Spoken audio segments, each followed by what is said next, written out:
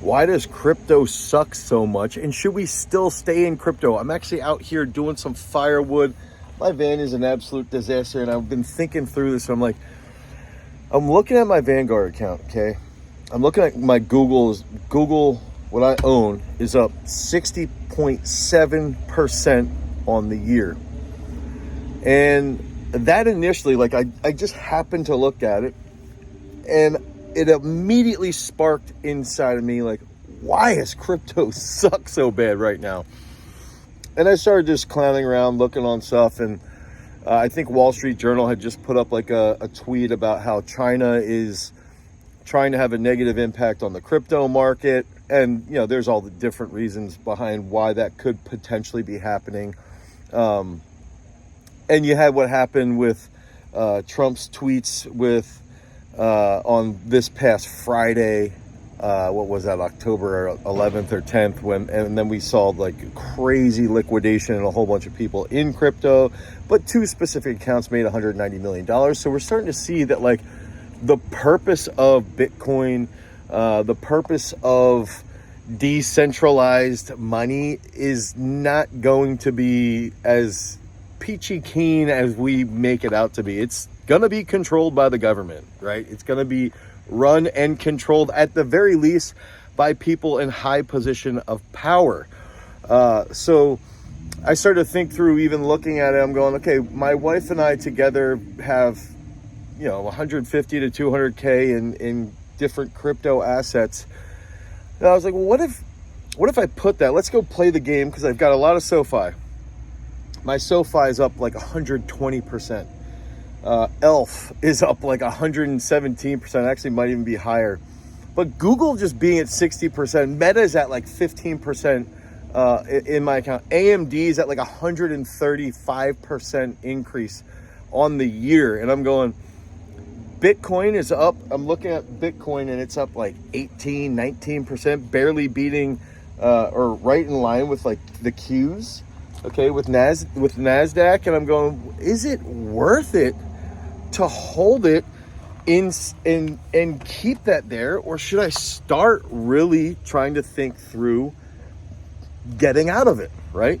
Because I'm going, I could take that money and put it in AMD, and if in AMD over the next 2 to 3 years signs 10 more 50,000 chip deals like they just signed with freaking Oracle, and they sign more of those with Amazon, with Google, with other people, where do you think AMD stock's gonna go? It's gonna double from where it is right now at 240. It's gonna be at 480. Like, that's gonna happen. Now, it might be 2 or 3 years from now, but then I start thinking, okay, if we use the Tom Lee description of, okay, the market, the total market value of Bitcoin, just Bitcoin, sits, you know, if we could get that to equal gold, which would be putting it at, you know, once it equals gold, where would that put its price? And it could put its price really, really, really high. And when I start to think through, you know, and that, like, genuinely, I think that they put that right around about $1 million a coin, a Bitcoin. And then I start to look at Ethereum, right? And that a lot of these stable coins, like JP Morgan's building on Ethereum, Visa, same thing. They're using Ethereum to build their stable coins. And we see what's happening with Wall Street. And you look at those different factors and you understand that crypto's cycles are off, right? Someone who I absolutely despise with every sinew in my body, the guys at Crypto Banner that just spew absolute horse crap, where they're constantly telling you to play, to short the market, or they're telling you to invest in memes and that altcoins will pop at specific times. And they had no ability to predict the cycle being massively changed. They have no ability to predict what, you know, even BlackRock having the ETF IBIT, which is their number one performing ETF, they had no ability to predict any of that. And I even think in this year, if you were to put money into IBIT, in January versus money into Bitcoin in January, I think you would actually be up a little bit with IBIT, if I remember correctly. So I'm looking at this and I'm going, guys from Crypto Banner are absolutely clueless. We all are not sitting in that good of a position over the last, basically a year with Bitcoin. Now, last November is when it did start to pop from up to, $75,000. So I keep going back to, should I pull the money out, get taxed on it, put it into SoFi, or put it into ELF, or put it into AMD, or put it into Google, or put it into Meta, or put it into just a simple ETF like SPMO. And ultimately, because it hasn't been doing anything. But I also take that step back, and it's like, look, I think Ethereum is still going to get to 6,000 by year's end. I think Bitcoin's going to get to 150 plus by year end. I think we all have to be patient and recognize that the cycles aren't going to be the same. Q4 is typically when we see crypto start to pop off the most. There's going to be another cut from Jerome Powell, from the Fed here in the next couple of days, in the next week or so.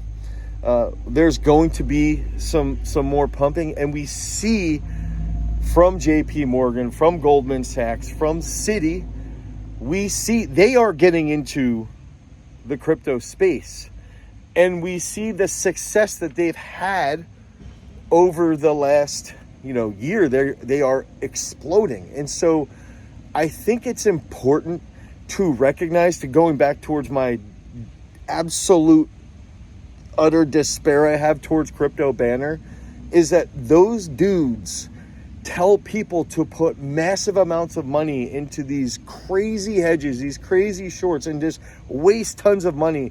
And it really comes back to, like, guys, if we just think about the long term, okay, where is it going to go? It's going to come back. It might not ever grow the way it used to grow, but it's going to play a massive role in a diversified portfolio that you have. Crypto is going to be in people's 401ks. That alone is enough for us to be, there's going to be more players in the space.